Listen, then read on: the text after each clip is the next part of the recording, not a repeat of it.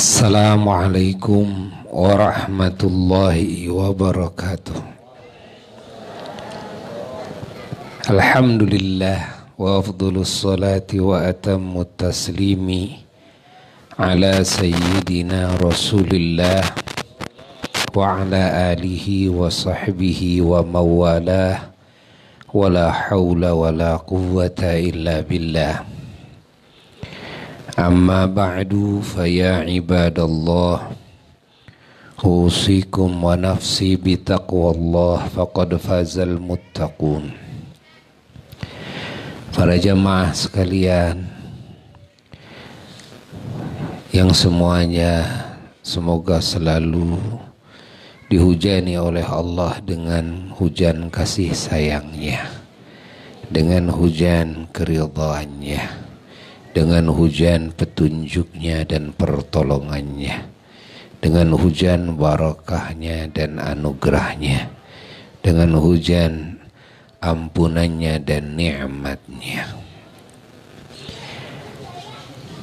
Kita bahagia sekali oleh Allah dikumpulkan kembali di majelis yang Allah cintai, yang Allah muliakan, yang Allah hujani dengan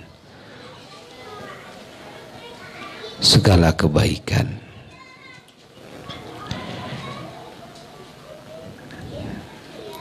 Yang Allah tinggikan derajat hamba-hambanya yang hadir dalam majelis ilmunya seperti ini, insya Allah.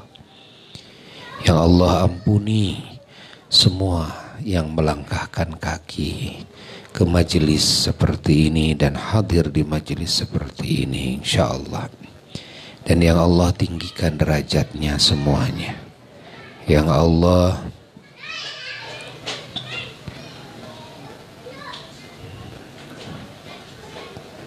ulurkan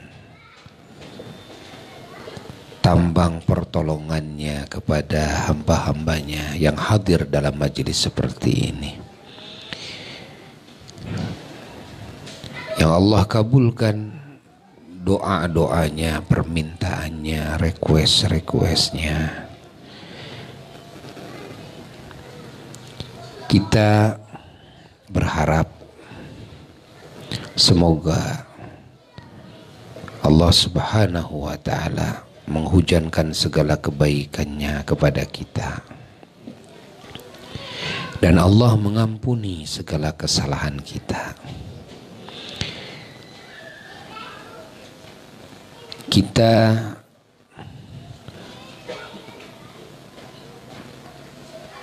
tetap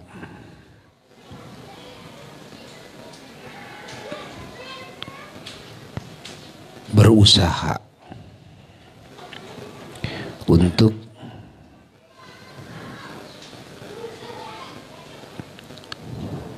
memperbagus ibadah kita kepada Allah. Namun kita semuanya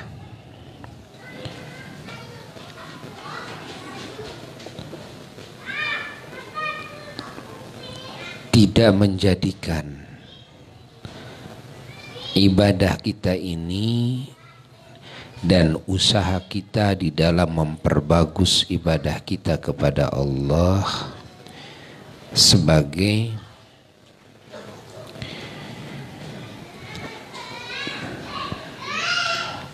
bahan untuk tagihan kepada Allah, kepada janji-janjinya.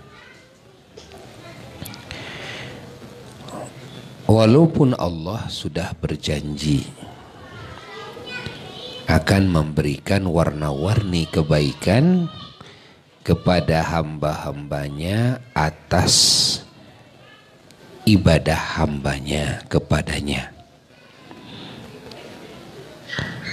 Semakin baik ibadahnya akan semakin besar pahala dari Allah Jalla Jalaluhu wahdah, keberkahan-keberkahan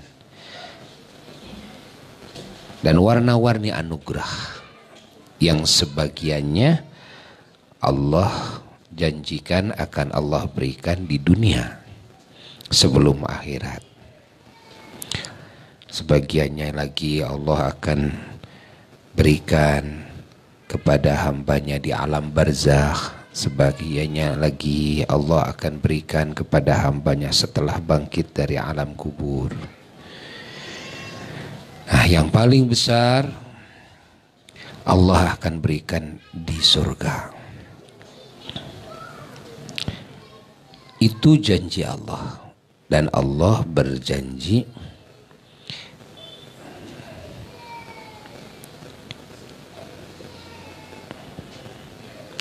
yang mana janjinya tidak akan diingkari oleh Allah. Dan Allah menyatakan hal itu di dalam Qur'annya, innallaha la yukhliful mi'ad. Sesungguhnya Allah Ta'ala tidak akan menyalahi janjinya, tidak akan mengingkari janjinya. Padahal boleh-boleh saja bagi Allah mengingkari juga, ya kan, namanya juga Tuhan, ya, boleh-boleh saja. Tapi Allah tetap tidak akan mengingkari janjinya. Nah, kenapa kita tidak boleh menuntut janji Allah ketika kita menjalankan syarat pengkabulan janji, yaitu ibadah. Syarat untuk meraih janji yaitu ibadah. Nah, ada beberapa alasan kita nggak boleh menuntut. Jadi jangan begini, ya Allah, ya, saya suka sholat, saya suka saum, ya, semoga engkau menepati janjimu. Tidak boleh, tidak boleh, ya. Yang pertama, kenapa tidak boleh? Yang pertama dikarenakan ibadah kita ini tidak akan bisa diyakini 100% bahwa ibadah kita sesuai dengan apa yang Allah kehendaki. Kita sudah memperbagus sholat kita, puasa kita, haji kita, segala amal.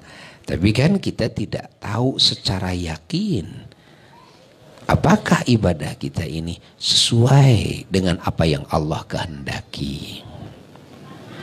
Dan apalagi kalau kita menyadari kita tidak bisa khusyuk. Kita bahkan ilmunya saja tidak tahu, gitu kan? Bahkan di samping itu tidak sedikit yang ilmunya saja juga menyimpang, mengaku bahwa sholat saya dengan ilmu, puasa saya dengan ilmu, tapi ilmunya menyimpang karena ngajinya dari guru yang pemahamannya juga salah, gitu kan? Tidak sedikit kebenaran disangka kesalahan dan kesalahan disangka kebenaran. Nah, ditambah lagi kalau kita sadar bahwa kita sering melakukan kedzaliman kepada sesama yang kita tahu bahwa ibadah seseorang, kalaupun ia sesuai dengan apa yang Allah kehendaki, gitu kan, lalu dikabul oleh Allah, diterima ibadahnya. Namun ketika orang tersebut mendolimi orang lain, gitu kan, membohonginya, bohong, jalir janji, gitu kan. Nah, gibah, menceritakan keaibannya, mencaci, memaki, menghina dan sebagainya, apalagi sampai memukul, apalagi sampai membunuh, naudzubillahi min dzalik, maka amal ibadah orang tersebut akan diambil oleh Allah, dipindahkan, kan? Yang sudah diterima nih oleh Allah dipindahkan kepada pembukuan amal baiknya orang yang dizalimi. Nah, kalau amalnya ternyata habis, dosanya ternyata masih ada atau apalagi masih besar, maka kejelekan, dosa-dosa orang yang dizalimi akan dipindah oleh Allah kepada pembukuan kejelekan dengan orang yang menzalimi tersebut. Jadi bisa-bisa orang yang tadinya sudah ibadah baik-baik dan ibadahnya diterima oleh Allah, malah pada hari kiamat yang tersisa yang ada hanyalah dosa-dosa, tidak ada kebaikannya karena sudah ditransferkan oleh Allah kepada orang-orang yang dizalimi. Nah, kita semua sadar ya, kita kadang mulut itu kan menggibah, kadang hati suudzon gitu kan, kadang dusta, kadang jalir janji dan sebagainya. Nah, tuh tambah lagi kalau kita sadar kita punya hutang kepada orang lain yang kita tunda-tunda dalam pembayarannya, maka amal kita kalaupun benar-benar diterima oleh Allah karena baiknya amal kita, maka amal kita tetap akan ditransferkan kepada orang yang punya hak. Allah yang punya hak. Saya punya hutangnya cuma 50 perak, walaupun 50 perak. Atau kalau kita sadar menggosob, memakai hak orang lain, barang orang lain tanpa izin yang punya, kan? Maka ibadah kita, kan?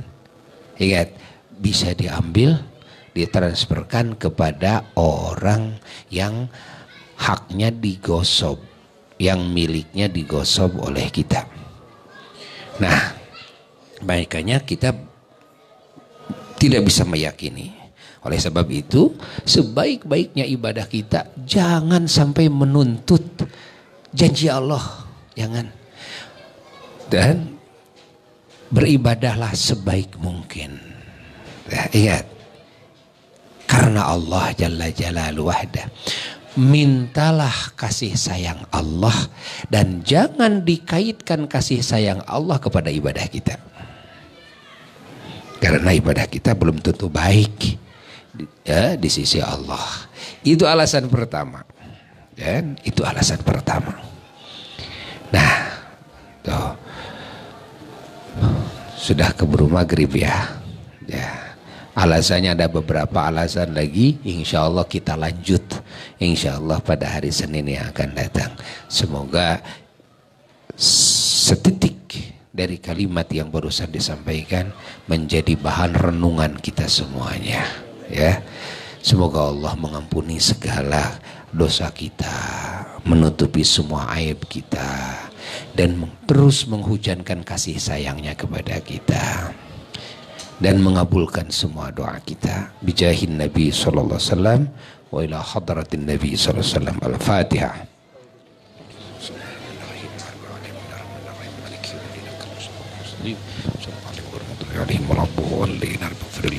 Wassalamualaikum warahmatullahi wabarakatuh.